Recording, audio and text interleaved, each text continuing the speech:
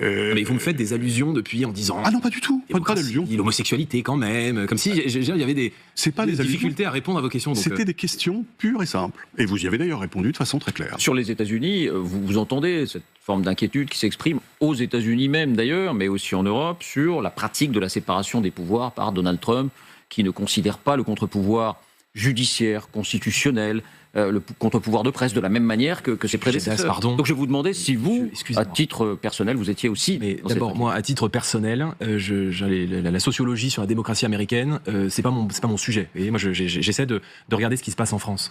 Comment on peut donner des leçons à qui que ce soit, monsieur Pujadas, quand on ferme, en France, la première chaîne de télévision de la TNT?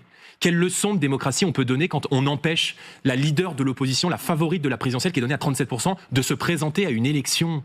Mais quelle leçon de démocratie on va désormais pouvoir être en capacité de donner à des régimes autoritaires partout dans le monde? Enfin, je veux dire, on peut se regarder quand même avant d'aller donner des leçons de morale, des leçons de droits de l'homme, des leçons de liberté, des leçons de démocratie aux autres. Regardez ce qui se passe dans notre pays. Je veux dire, on fait 37% des voix à une élection, on peut pas gouverner. Alors, on a tous les autres partis politiques qui se mettent autour de la table, et nous, on arrive premier, on n'a rien, vous arrivez dernier, vous avez tous les pouvoirs. Enfin, c'est ça qui devrait vous interpeller si vous êtes comme moi un amoureux de la démocratie.